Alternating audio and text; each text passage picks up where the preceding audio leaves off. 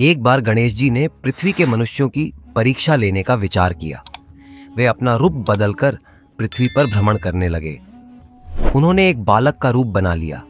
एक हाथ में एक चम्मच में दूध ले लिया और दूसरे हाथ में एक चुटकी चावल ले लिए और गली गली घूमने लगे। साथ ही साथ आवाज लगाते चल रहे थे, कोई मेरे लिए खीर बना दे, कोई मेरे लिए खीर बना दे। कोई भी उन पर ध्यान नहीं दे रहा था, बल्कि लोग उन पर हंस रहे थे। वे लगातार एक गांव के बाद दूसरे गांव इसी तरह चक्कर लगाते हुए पुकारते रहे, पर कोई खीर बनाने के लिए तैयार नहीं था। सुबह से शाम हो गई, गणेश जी लगातार घूमते रहे। एक बुढ़िया थी, शाम के वक्त अपनी झोपड़ी के बाहर बैठी हुई थी। तभी गणेश जी वहां से पुकारते हुए निकले कि कोई मेरी खीर बना दे, कोई मेरी खीर बना दे। बुढ़िया बहुत कोमल हृदय वाली स्त्री थी।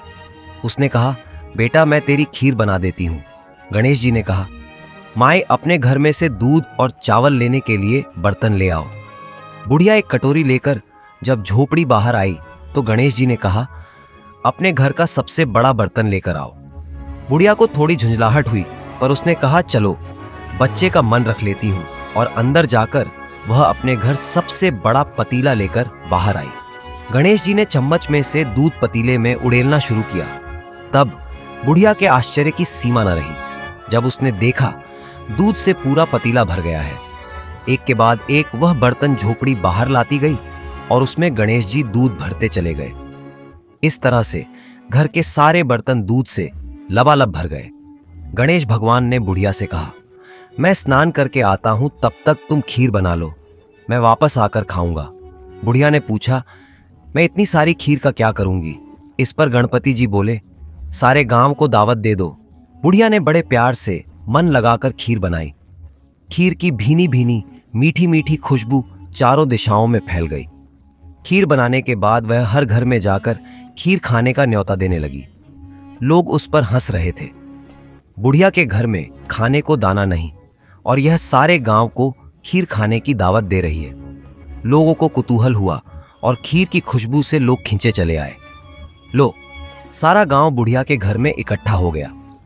जब बुढ़िया की बहू को दावत की बात मालूम हुई, तब वह सबसे पहले वहां पहुंच गई। उसने खीर से भरे पतीलों को जब देखा तो उसके मुंह में पानी आ गया।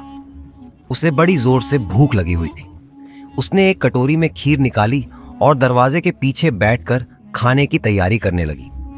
इसी बीच एक छींटा गिर गया और गणपति जी को भोग लग गया और वो प्रसन्न हो गए। अब पूरे गांव को खाने की दावत देकर बुढ़िया वापस अपने घर आई तो उसने देखा बालक वापस आ गया था। बुढ़िया ने कहा, बेटा खीर तैयार है, भोग लगा लो। गणपति जी बोले, माँ भोग तो लग चुका है, मेरा पेट पूरी तरह से भर गया है, मैं तृप्त हूँ, अब तू खा, अपने परिवार और गांव वालों को खिला।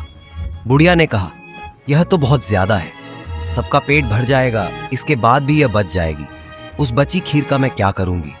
इस पर गणेश जी बोले, उस बची खीर को रात में अपने घर के चारों कोनों में रख देना। और बुढ़िया ने ऐसा ही किया। जब सारा गांव जी भरकर खा चुका, तब भी ढेर सारी खीर बच गई। उसने उसके पात्रों को अपने घर के चारों तरफ रख दिया। सुबह उठकर उसने क्या देखा? पतीलों में खीर के स्थान पर हीरे, जवाहरात और मोती भर गए हैं। वह बहुत खुश हुई। उसकी सारी दरिद्रता दूर हो गई और वह आराम से रहने लगी। उसने गणपति जी का एक भव्य मंदिर बनवाया और साथ में एक बड़ा सा तालाब भी खुदवाया। इस तरह उसका नाम दूर दूर तक प्रसिद्ध हो गया। उस जगह वार्षिक मेले लगने लगे। लोग गणेश जी की कृपा प्राप्त करने के लिए उस स्थान पर पूजा करने और मान्यताएं मानने के लिए आने लगे। गणेश जी सबकी मनोकामनाएं पूरी करने लगे। एक बार कमेंट में जरूर लिखें, गणपति बप्पा मोरया। आपको ये वीडियो पसंद आया हो तो जरूर लाइक करें और नोटिफिकेशन बेल आइकॉन को दबाना न भूलें। हमारे चैनल अनसुनी कहानी को सब्सक्राइब जरूर करें।